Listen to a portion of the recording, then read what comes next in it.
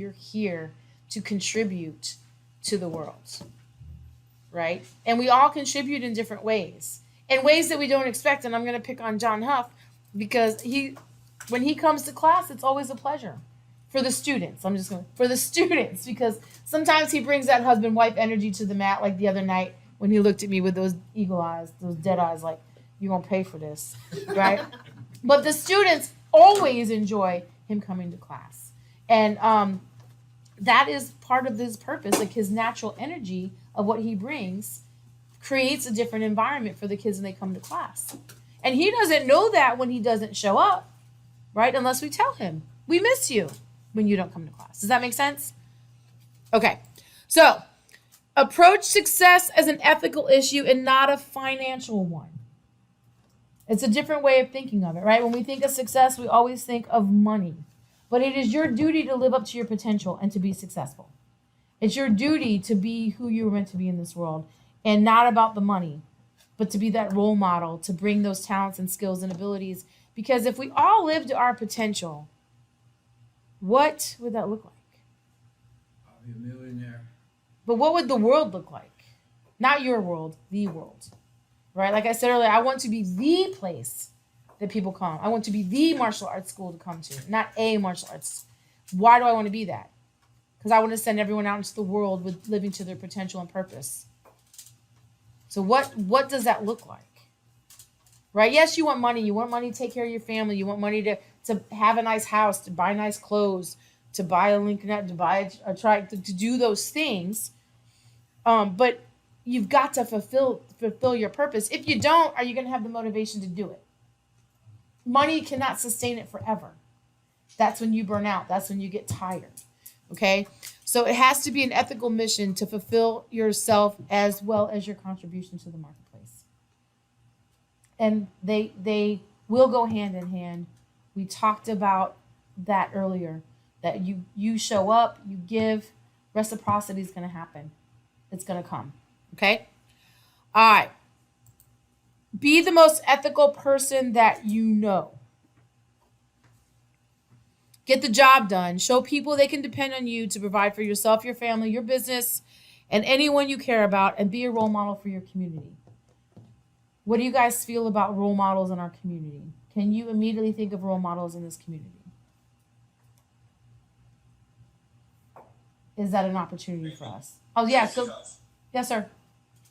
No. Oh, me. Oh, Bruce. Thank you, sir. Thank you. I'm working on it. It is my mission. It is my mission. But we all need to take up that mission. We all need to take up that mission in all of the different capacities, right? Because we all go into the community a different way. All right. So be the most ethical person you know. Be a role model. Be dependable. Hold yourself accountable. Lead by example. Okay. This is the quote I put on the wall. Have a higher purpose than just money. Because the example is, there have been, you can start rattling off people, Jim Belushi, he had money, was he happy? Right? Who else? Michael Jackson. Whitney Houston. Yeah, Robin Williams. Money is not the thing. Money is part of the reward, but it didn't make them happy. It didn't fulfill them as people. It didn't make them want to continue to live on. Right? So people who are great. Who is great? The bicycle man. The bicycle man. Yes, the bicycle man is great. Who else is great? That know, like I would say, gosh, why can't I remember the guy from Microsoft? Bill Gates? Yeah, Bill Gates. Bill Gates, they're great. I mean, like he's making this money, but his wife and they have this whole foundation that they take care of people. Like they have their purpose. Don't you think that purpose fuels how much money he makes? Because they want to do their foundation. So it's about making a difference in the world. It's about making the difference in the world. Okay? Never settle for good when you can be great. Right? Never settle for good. Never settle for mediocre. As someone who has employees. Oh, yeah, Joe. Good is the enemy of great. Good is definitely enemy of great. And good has become acceptable behavior. We accept minimums when we should no longer accept minimums. And anyone that has employees or works with employees, you know, and I'm assuming, Joe, we talked the other day, you said you got burnt out on the corporate life. Is that part of it? Is that part of what? Like you getting burnt out on being in the corporate environment? Yeah, I mean, I think so. You know, it had a lot to do with it, and then you know, some circumstantial things as well. But yeah, I mean, you know, people just settle for mediocrity, and they get rewarded for mediocrity in some cases too. So yeah, you know, it's different. Yeah, and it's the killer of great. And then people get rewarded for being mediocre, and then they want to shun and say like, stop doing such a good job. Like you're making me look bad, right? So, but we have to like not settle for that. We can't accept that. We can't accept that. Now, I'm an entrepreneur because of it. James was inspired to quit his job and come help me here because of it. Like yeah. So he hated corporate. He hated corporate and the rewarding of people being meh, right? We've got to raise our standards, which is why it's part of our black belt oath. Black belts have higher standards. They have to have higher standards to be a black belt. And then they have to maintain that standard. It's not just about achieving it once. It's about achieving it over and over and over again. Okay? All right. Get great partners. So great partners think great things, they create great things, and they do great things. They're always going to achieve more together than they would by themselves. And that doesn't mean that everything that they do together is going to be a massive success, but they will get further together than they would have alone. Okay? So you are in a room of people that are great and are looking to be exceptional. They're going to push you to maintain that standard. They're going to help you think. And like I shared with you, Amy was that way for me the other day. Like she started having me think in new ways because she brought her creativity. She brought her ideas and her standards to it that got me thinking in a completely different way. And it got me excited and not as scared, right? And ready to be bold again, right? So get great partners and they'll help you set bigger goals and keep those bigger goals. And then they'll help you work to achieve them. All right. Ignore anyone who says that you can't. Right? This is a true story. At camp, one of our students kept saying can't, and I was like, you are no longer allowed to say the C word. That's it. Never again. And his mom says, he came home and said, Master Huff said I can't say the C word. And she said, I was very curious as to what the C word was. And I told her it was can't. That is. And she said, he told me it was can't. I said, absolutely, right? We don't allow it here. Again, we don't accept it here. That is, we always, when the new students tell me say that word, we say your tri muscle's working. Work your tri muscle. You can always work your tri muscle. And that is part of it.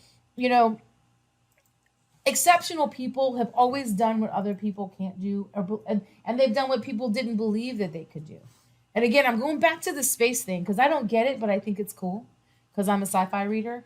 But like 2 people in the same 2-month period created airplanes that can go into space. NASA's been around for how long? Right? And then so like that is the way they push. So Bezos and Branson, they were like, no, I'm going to go first. No, I'm going to go first. No, I'm going to go first. No, I'm going to go first, right? Who won? Sir Richard Branson. But Bezos was right behind him, okay? So people were telling them that they can't. They had a lot of, I think, if I remember the story correctly, I can't remember, I think it was Sir Richard Branson. He had like 3 of them like blow up. Like who wouldn't want to quit after that?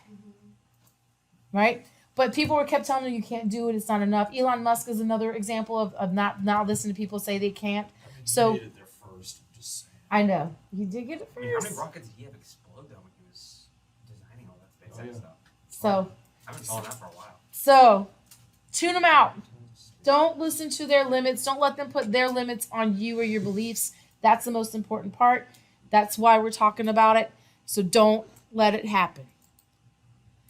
All right, create daily rituals that put you in charge. So daily rituals, we already talked about. Start naming them for me. Wake up, work out. Wake up, meditate, work out, set your goals. reading, writing down your battle plan. setting your goals, writing your intentions. Listen to uplifting music. Yeah. Something that's gonna pump you up. Yeah, get pumped, find your jam, whatever it is. There'll be no judgment if someone wants to share their. Making my way downtown. No. Spend time just reading or listening to audiobooks. Yeah. So set the rituals and make it your ritual. Just like my ritual is to drink coffee. The one book out of Atomic Habits, the one skill that I got from Atomic Habits, was I thought was great, was when you're starting something new, attach it to something that you're already doing. So like if you're already drinking your coffee, then attach it to something you always do. And then you're doing your coffee, now I'm writing my battle plan. You're doing your coffee, or like while I'm waiting for my coffee, I was trying to do some push-ups. Right? So like attach it to something that you're already doing. They're going to give you that sense of control. They're going to give you something that you can count on, and then you're going to keep your word to yourself, which is going to help you feel more dependable. All right. Planning your day, meditation, exercise, deep breathing, stretching. Okay. I need to do the stretching thing because I do intend to be flexible like Lydia again. That is an intention. And then keep a journal. Keeping a journal is great, again, to go back and do past successes and like really kind of measure your results. Reading. Okay. Never, never, never, never, never, never, never compare yourself to money. What does that mean? You're bigger than that. Money does not correlate to the value that you add. Yeah, so did everybody hear him say that? Money does not correlate to the value that you bring. Right? You bring the value. Most of us undervalue what we bring. Money is the way that we measure it. So some of us are afraid to ask for more money. Okay, so that's what we really want you to get. You have the value. And you know what? We were talking about the teenagers earlier. I had this conversation with one of the students who just came back because she is very anxious about going back to school because she's got what she perceives she lost as friends. But I said, if they not your friends because of this, they never were your friends. Right. You have to value yourself enough to know that they weren't worth your time. And you need to change how you're thinking about them, not how they think about you. Right? So that's what we're talking about with this slide. You bring the value. Money does not bring the value. And if people aren't willing to pay you what you think you're worth, then guess what you need to do? Show them your value. Not change what you ask for. Okay? All right. Now it's your turn. What is your income goal for this year? Not what is reasonable, right? We're talking about our 10x. What if, again, I had that crazy uncle that just gave me $1 billion and I'm giving you some of it. And I'm saying you can have it for whatever you want. What would you want? How much would you ask for? What would be your goal? Of course you would, James Hopper. All right. Why do you want it? Why do you want it? All right. So that's not reasonable. It's not us being reasonable or what's possible or what we're capable of doing with our current set of skills and abilities and beliefs. We want to go beyond that box. We're going to go beyond it. All right.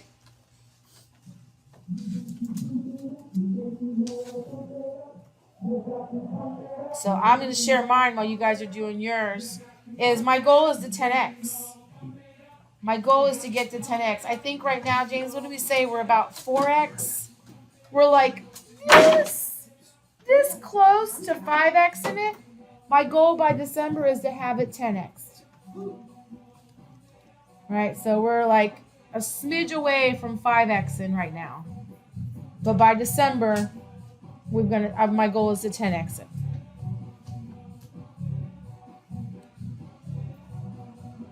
So, what do you want? Why do you want it? Take all the limits off of it. I know you want a Lincoln. I know you want to try. Let's just assume we already got those. What's the next level for that?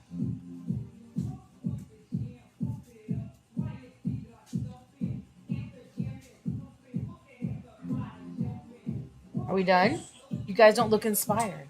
Oh, I've had the same goal for years. Why haven't we got it yet? 6 times. It doesn't have to. This time. Right. In capital. So this is, I'm telling you, so being in it doesn't, because I thought the same thing, Justin, no kidding. The goal that we blew out of the water, I'm going to show you guys the graph later.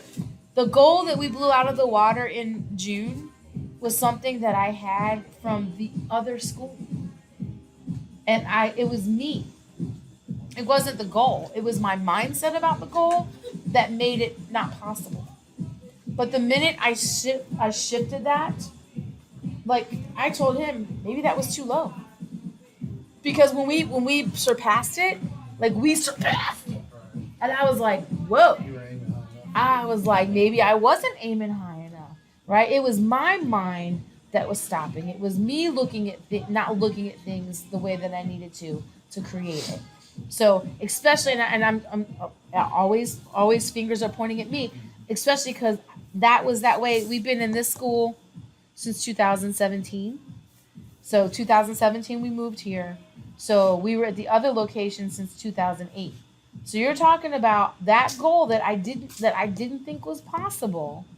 I had that long, and I was struggling to meet. I mean, when I say struggling, I was like $5,000 away from it consistently, and I was getting frustrated. Like, what? Right? And I'm in this mastermind with these people that are moving faster than I am, and they're like, "Oh, I got this result. I got that result. I got this result," and I'm like, "What? I'm better than they are. I know I am." When I shifted my brain, that's when I shifted my brain and opened myself up to the possibility, that's when it happened. So just keep that in mind. And again, all fingers pointing at me. I'm talking to you from like how mad I was that I let it take that long. I was just like, oh, okay. All right.